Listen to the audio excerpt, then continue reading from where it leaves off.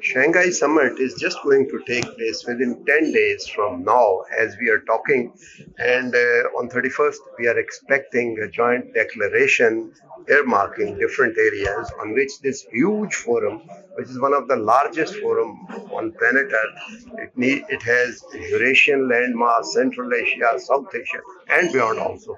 So we have today with us a person who is a mover and shaker from Pakistani side, ambassador of Pakistan in Beijing, Ambassador Hashmi, who is very busy nowadays to convene and mean different.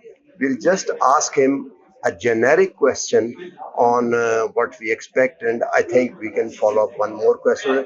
Hashmi Sahab, very warm welcome. Just tell us, what is this? What do you expect from this? The spirit of Shanghai and the trilateral peace and everything. I think, as you saw today, this seminar on SCO. So, in about 10 days, we'll have the summit which China is convening in Tianjin.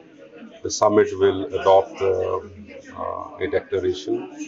It's still a work in progress, but it is obvious that it would be more in line with what has been issued before, but with probably what we can call the Chinese characteristics and Chinese flavor, because China has injected a lot of energy and a lot of concrete things into the Shanghai Cooperation or under the auspices of Shanghai Cooperation Organization. So you would expect things around security cooperation, connectivity, trade, investment, people-to-people exchanges, counterterrorism, and we would also expect maybe something on expansion, something on revitalization of the organization, which means there are active discussions taking place on having English as a language of the organization. As a So, lingua franca. not a lingua franca, there is Russian and Chinese, which are two main languages of Shanghai Cooperation Organization, but with Pakistan, India, and Iran primarily using English as a medium. So they are very active, or Pakistan is also very active. So, but this is a platform or an organization where decisions take place on the basis of consensus. So everybody has to be on board. So I expect, I think, the declaration and other announcements and statements that will come out of this forum, which will, in a sense, I think, set a new direction and provide um, a fresh dose of energy to the organization. And this, in many ways, is attributable to Chinese leadership and vision. What do you think? It's a totally diametrically opposing view. We have seen this, what we grew up basically in a world which was a zero-sum game, as the Henry Kissinger once said in his book, zero-sum game and the balance of power. Now, this is another vision, which is a shared prosperity and it's a win-win.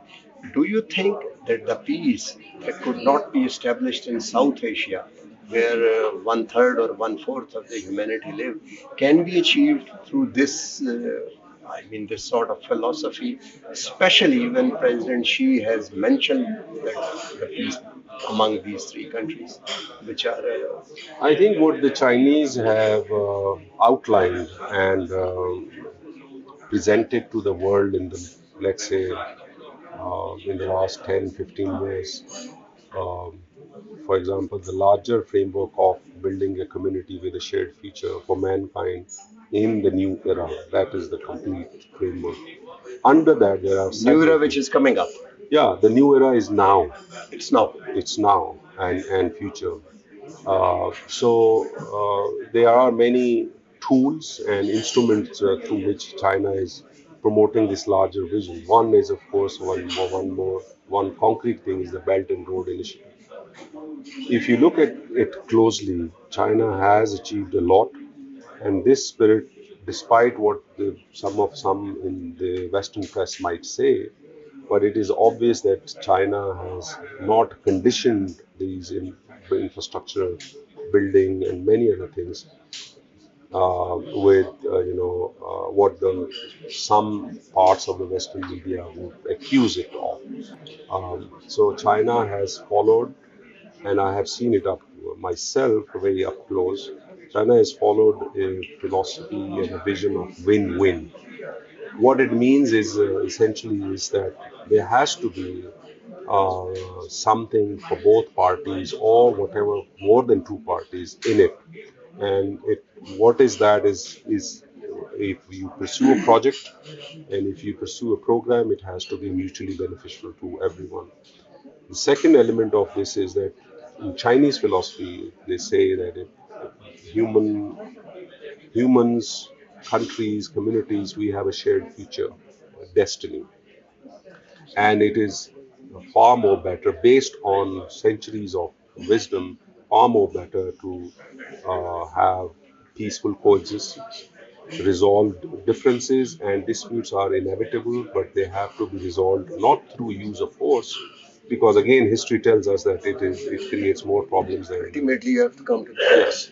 So, and third, the instruments, I think a concrete way to promote that vision is through the Global Development Initiative on the development plan, and the security plan is the plank is the Global Security Initiative, and then the larger issue of, you know, civilizations coming together. How do you bring them together? So, Global Civilization Initiative.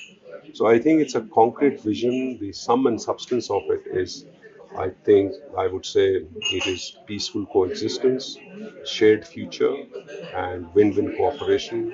I think these are, in summary, what I could call the Chinese philosophy, and through which they are promoting a world vision. And also, this is evident in the work that they have done in SEO. Yeah. The most important sentence which I would say from this interview, if somebody asks me, is that the era is now. We are living through this, and as you know, the China, like a cocooned self, is opening up like a very beautiful butterfly. Its wings on philosophy and the future, the vision of the future. I think the people like Ambassador Hashmi should have more interaction, and we promise we'll bring him again for the benefit of, I mean, for the academy and all that. With this, we come to the end of the program. Bye for now.